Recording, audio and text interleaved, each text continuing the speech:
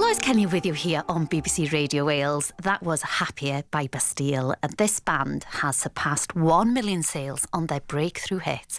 With 3 #1 UK albums, they have been topping the charts for over a decade. After a sellout show in Cardiff Castle in 2023, they are back with another gig on July the 10th, along with summer shows across Europe. Here to tell me all about it is keyboard player of Bastille, Kyle Simmons. Welcome to the show, Kyle. How are you doing? I'm so good. Thank you for having me. Oh, thank you for coming on. So you've had a sold-out Cardiff Castle show in 2023. What can fans expect this time? I guess normally with tours, it's sort of focused on an album, but we just wanted to kind of get out. We didn't have an album, but we still wanted to get out on tour. So we just kind of wanted to look at like celebrating the last sort of 15 years of like our music. And so we just kind of handpicked from our entire back catalogue. And it was so much fun. Went on tour last year in November. And it was just amazing to revisit sort of loads of those songs. In the middle of the show, we kind of had like a little breakout kind of DJ set type thing that like looked at our kind of collaborations and mixtape songs that we did.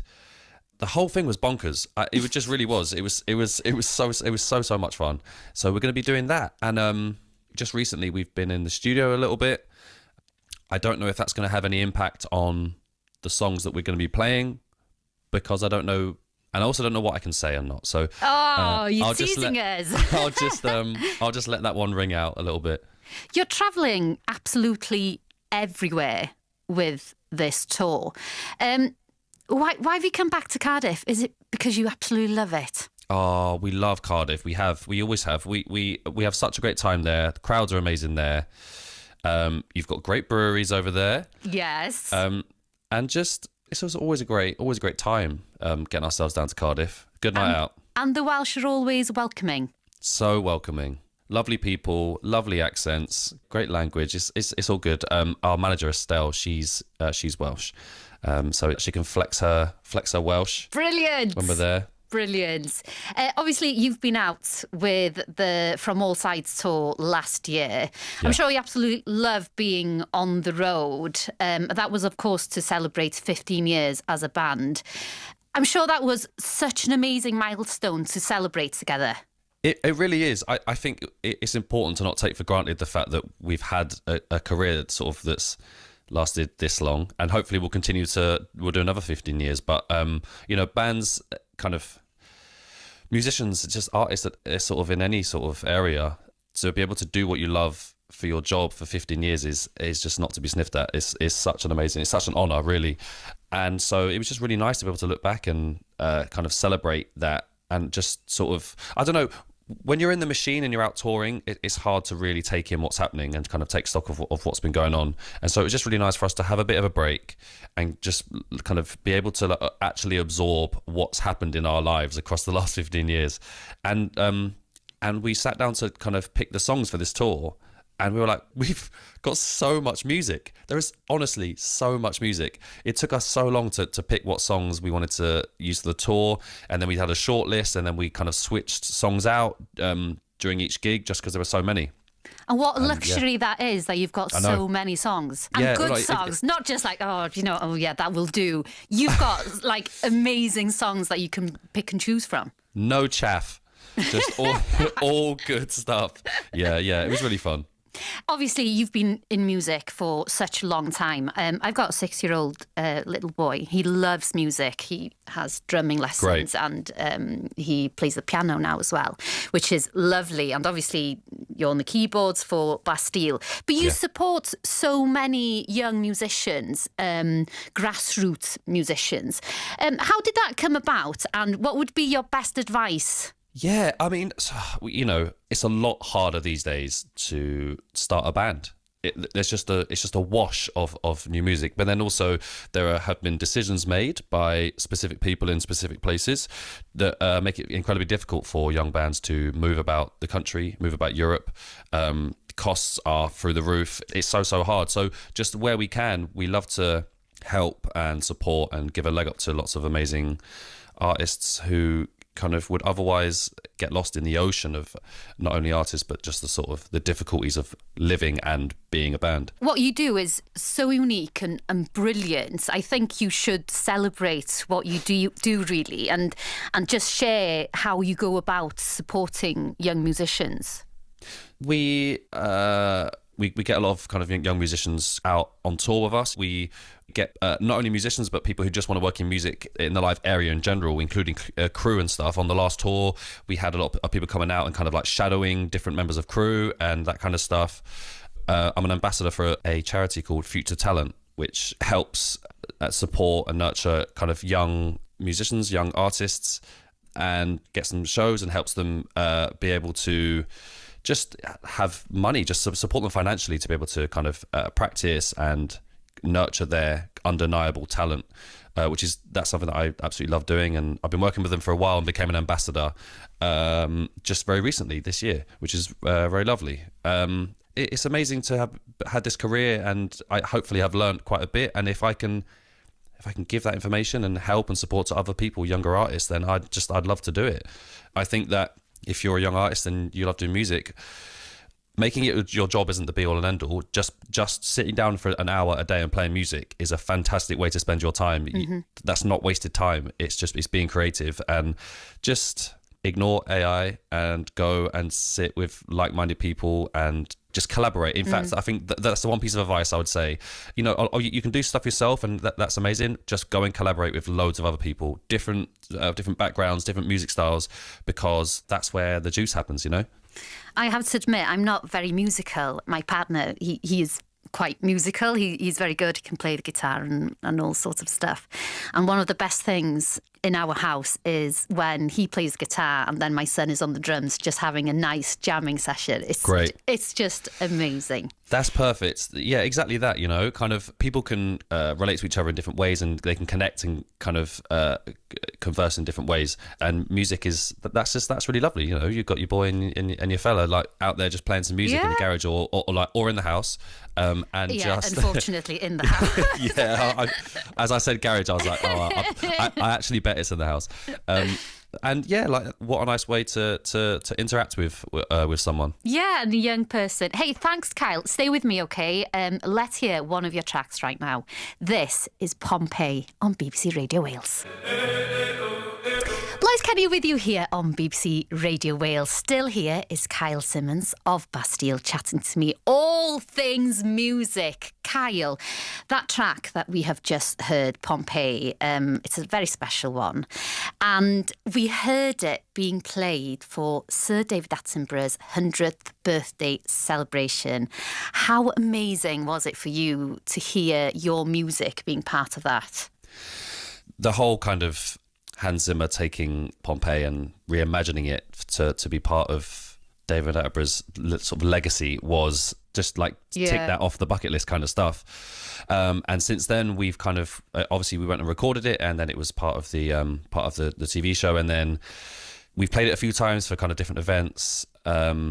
And then Dan went down and sung it for David Attenborough's birthday, which is just mental. That's like what an honor to be even vaguely associated with something sort of as incredible as David Attenborough's 100th birthday. And he seems to like it, Kyle, I have to say. Well, he's got good taste. Yeah. He's got good taste, clearly. And so, just what an honor it is to kind of to be able to be a sort of small part of that. And, Dan, as always, absolutely killed it.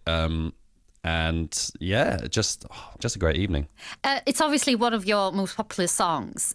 How do you feel when you hear it now? Are you just like, I'm a bit fed up of it now? Do we have to play that? I mean, I wouldn't say fed up of it. I've heard it a few times, as you can imagine, at this point, as I'm sure everyone has. I still just love it.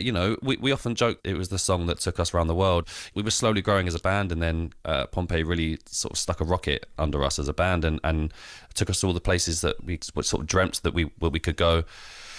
I still have a great love for the song, and I think Woody, our drummer, often talks about, particularly playing it live, when people ask, are you sick of it now? And it's like each time you play it, you're with a different crowd, and there's a slightly different response, and you kind of live off of that. it isn't just the song in a vacuum. It's everything around it and all the people listening. And particularly, when the song gets reimagined in such a way by someone like Hans Zimmer, which is just, again, take that off the bucket list. Wow. It sort of breathes new life into the song, and it just kind of continues to, I don't know, just continues to surprise me, kind of the life that it's had and develop. As you said, when you play it to different people, it's got its own life, really, and the vibe is different. Yeah, exactly that. We say that once you release a song, it's no longer yours. People will listen to it in a specific way, they will absorb it in different ways, and it will mean a lot of different things to a lot of different people, depending on what they're going through at the time and the time, just that time in their life. And so the song kind of isn't ours anymore, but in a nice way, because then it means that I'm not sick of Pompeii. I'll continue to play it as long as people continue to want to listen to it, And we will continue to want to listen to it. Good. Take me back to the start. Have you always been musical? Have you always had like musical bones? Yes, yeah. One of my earliest memories, I was like maybe 3 or 4, and I was pulling the strings off of this little yellow ukulele that I had at my grandparents' house. If there was an instrument in a room, I'm going straight to that instrument. And I had no idea how to use it, but I knew that I wanted to, be it a guitar or a piano or whatever. And then, that was kind of it. It's sort of, as soon as I was able to start learning an instrument, I did. Started with saxophone, weirdly. Oh, really? Yeah, that was kind of back in primary school. And then went on to piano, although I was never sort of kind of properly trained. I sort of just, it was like kind of some sort of school lessons, and I kind of just taught myself at home until we sort of got into the band, and then it was like, I actually need to sharpen up a little bit. So I gave some lessons just to kind of just be as good as I needed to be for the band, basically. That's amazing, because you just see it, because as I mentioned, I'm not musical. I can sing. I'm Welsh, obviously. But other than that, I'm just not musical. But I can see it in my children. They are musical. They've just got it. That intrigue, with musical instruments. They will go up to turn a bucket or something like that into a drum kit, and it's wonderful to see. Do you think that creating music in your bedrooms when you were younger has been the catalyst to your success? I guess so. I mean, it definitely, me making songs and writing songs kind of growing up, it was just definitely a reflection of what was important to me and what it seemed that I naturally was just wanted to do. It was almost, it's like an instinct sort of thing. I think, you said that you weren't musical, but I think all people like music. It's not a case of do you like music or do you not. It's which music do you like. Music's just part. I just don't want to sound too cheesy, but like music is just part of life. Like each person wants to listen to or play or be involved in some sort of music. Even the enjoyment you get from watching your kids and your partner play, like that's because of music. And also, you said that you sing. Everyone sings. We don't speak about the level to which one can sing, but everybody sings. Everyone loves to sing. You sing along in the car, in the shower, kitchen, whatever. I was looking at your Instagram, yes, and I think we do have to mention Magicon and the cards. Yeah, okay. Tell me about it, because this is an unknown world for me. Yeah, so there's this game called Magic the Gathering that I've been playing for many years, and it's this whole kind of world and subculture that it's basically it's this incredible card game. It's without a doubt the best game in the world, no lie. And and I've sort of very recently just like really had a deep dive into it and its community. And so now I've been going to lots of different events and speaking to lots of people on making content and YouTube stuff and podcasts and stuff. I've gone like full deep, 2 feet in the deep end. Brilliant. And it's just full nerd culture, and I'm obsessed. And I have heard that there are some interesting shops in Cardiff. So when you are here on July the 10th, you must visit these shops.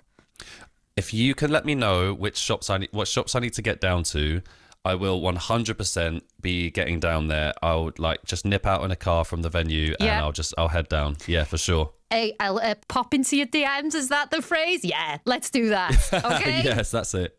Oh, Kyle, it's been so lovely to speak to you. And Bastille will be in Cardiff Castle on July the 10th. Tickets are available now.